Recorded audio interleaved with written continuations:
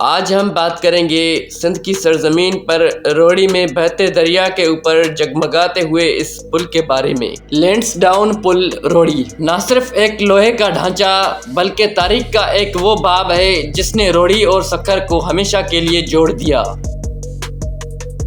ये उस दौर की बात है जब सिंध की सरजमीन पर अंग्रेज राज अपनी हुक्मरानी फैला चुके थे।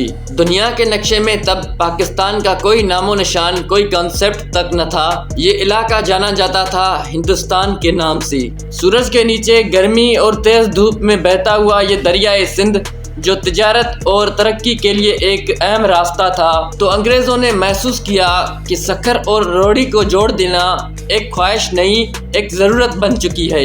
इस दरिया को तरक्की दिए बगैर कराची से लाहौर और दिल्ली तक का राब्ता मुमकिन ही नहीं था।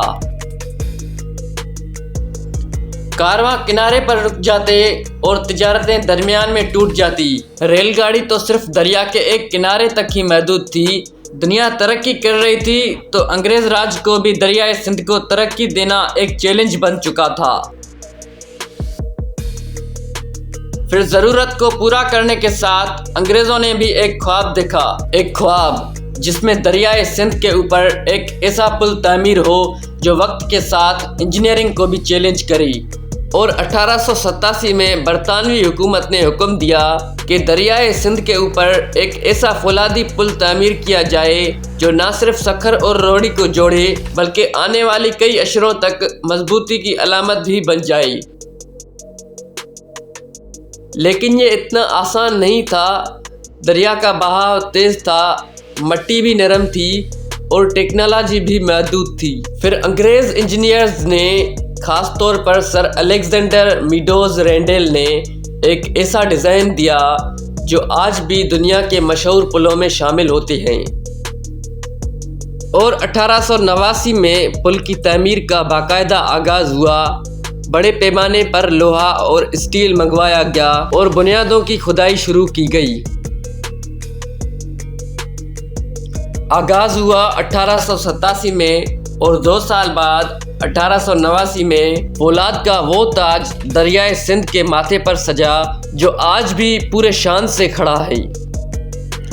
इस पुल को 1887 से लेकर 1889 तक 2 सालों में पत्थर और लोहे से बनाकर अंग्रेज़ों ने तारीख लिख दी। क्योंकि उस ज़माने में बरे सगीर का गवर्नर वायसरा लॉर्ड लैंसडाउन था, तो उस वजह से इस पुल का नाम भी लैंसडाउन ब्रिज रखा गया। आमतौर पर एक पुल पिलर्स के सहारे खड़ा होता है, पर यह पुल उस वक्त दुनिया के सबसे बड़े कैंटिलीवर ब्रिजेस में शुमार होता था। एक ऐसा डिज़ाइन जो किसी भी सुतून पिलर के बगैर दरिया को पार करता हो। ये पुल मुकम्मल तौर पर महंगे लोहे और स्टील से बना था। उस वक्त ना कोई मशीनरी, ना कोई हाईटेक क्रेन्स, सिर्फ हाथ, जज्बा और रियाजी के हिसाब किताब पे बना था ये पुल। इस पुल में दाखिल होने पर दोनों सिरों से लोहे के ये बड़े 2 गेट्स लगे हुए हैं। ये सिर्फ दरवाजे नहीं, वक्त के मुहाफिज हैं जो सिक्योरिटी, कंट्रोल और हुदूद के निशानात हैं।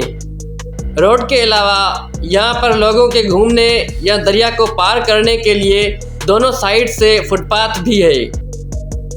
उसके अलावा पुल की साइड से आपको दरियाए सिंध के दिलकश नज़ारे भी दिखते हैं। फिर इस पुल के साथ ही खामोश मगर ताकतवर लोहे का वो पुल खड़ा है जो सिर्फ रेलगाड़ियों के लिए बनाया गया था। Lansdowne railway bridge. ना कोई शोर शुगल, ना हंसी खुशी के काफिले, बस एक सीधी लकीर और लोहे की सांसें लेती पटड़ियाँ। फिर 1889 में जब पहली रेलगाड़ी इस पुल से गुजरी तो सिर्फ धुआं नहीं निकला, एक इनकलाब शुरू हुआ, तरक्की का, तिजारत और सफ़र का। फिर 1962 में जब अयूब ब्रिज बना तो रेलगाड़ी का बोझ उस पर मुंतकिल हुआ, मगर लैंसडाउन ब्रिज आज भी फ़ख्र से खड़ा है, खामोश मगर अजीम। अब ये पुल सिर्फ रेलगाड़ी नहीं, तारीख की वो लकीर है जिसे देखने हज़ारों लोग आते हैं, जो एक सदी की कहानी सुनाती है। आज भी ये पुल एक साथ खड़े हैं, जिससे माजी और मुस्तकबिल एक दूसरे से हाथ मिलाए खड़े हों। शायद यही रोहड़ी की सबसे खास बात है।